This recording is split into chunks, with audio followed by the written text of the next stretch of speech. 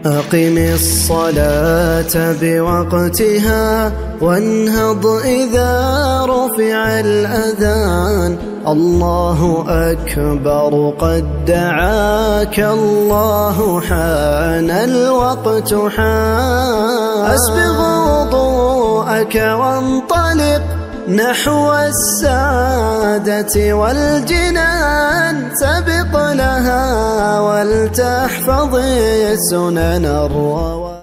الحمدللہ والصلاة والسلام علی رسول اللہ. اما بعد، جرابوں پر مسح کے حوالے سے احادیث مبارکہ کی روشنی سے بھی ہم نے یہ جان لیا کہ جرابوں پر مسح ہو سکتا ہے، اور پھر صحابہ کرام رضوان اللہ علیہم اجمعین کا عمل ہم نے پیش کیا.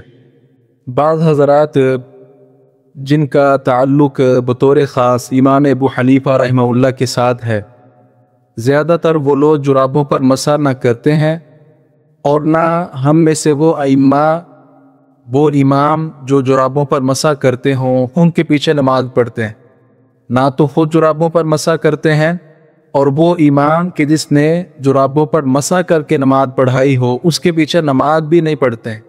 اس قدر زیادہ سختی برتنا یہ درست عمل نہیں ہے. اس سلسلہ میں ایسے لوگوں کے ذوق شوق کے لیے امام ابو حنیفہ رحمہ اللہ کے عمل سے بھی انشاءاللہ یہ بات ثابت کی جا رہی ہے کہ امام ابو حنیفہ رحمہ اللہ بھی جرابوں پر مسح کرتے تھے.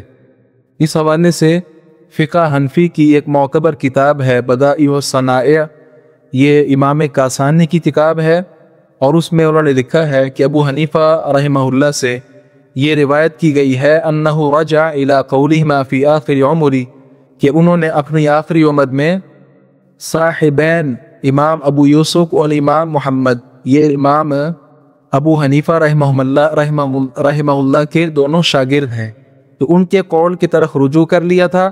وذلک انہ مسح علی جوربیہ فی مرضی، اور جب یہ مریض ہوئے تھے امام ابو حنیفہ رحمہ اللہ تو اس وقت اپنے جرابوں پر مسح وہ کر لیا کرتے تھے.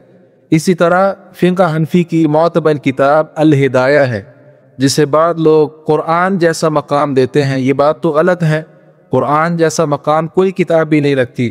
علی کل حال الہدایہ کے اندر بھی یہ بات لکھی ہے صاحب کتاب نے، وعنہ انہ رجع الی قولہما وعلیہ الفتوی، امام ابو حنیفہ سے منقول ہے کہ انہوں نے جو جرابوں پر مسح نہ کرنے کے حوالے سے ان کی رائے تھی اسے رجوع کر لیا تھا.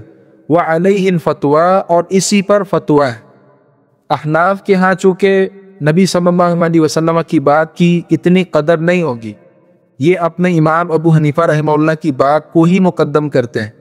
وہ ان کے امام ابو حنیفہ بھی ہیں، اور ان کے دونوں شاگرد امام یوسف بھی اور امام محمد بھی ہیں. تو بسا اوقات یہ کسی کی رائے کو کہہ دیتے ہیں کہ یہ صحیح ہے، کبھی کسی کی رائے کو کہہ دیتے ہیں کہ یہ صحیح ہے. چونکہ زیادہ لوگ ہو گئے نا، 3 لوگ ہو گئے، تو تینوں کی آراء بسا اوقات مختلف ہو سکتی ہیں. اس لیے ان کے ہاں ایک بہت بڑی اصطلاح ہے کہ فتویٰ کس کے قول پر دیا جائے.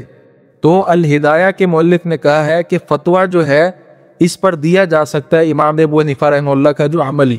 یہ صرف آئینہ دکھانے کا مقصد یہ ہے کہ وہ لوگ جو بہت زیادہ سختی کرتے ہیں اور خصوصاً اہل حدیث مساجد میں آ کر شکوک و شبہات پیدا کرنے کی کوشش کرتے ہیں کہ یہ لوگ جرابوں پر مسح کرتے ہیں، یہ کرتے ہیں، وہ کرتے ہیں، تو ہم نے ثابت کر دیا الحمدللہ کہ حدیث مبارکہ سے بھی، صحابہ کرام کے عمل سے بھی، اور ایسے لوگ جس امام کی تقلید کرتے ہیں ان امام سے بھی جرابوں پر مسح کرنا ثابت ہے.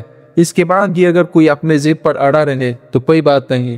اللہ تعالیٰ سے دعا ہے باری تعالیٰ حق بات کو سمجھنے اور اس پر عمل کر رہا ہوں کی بہت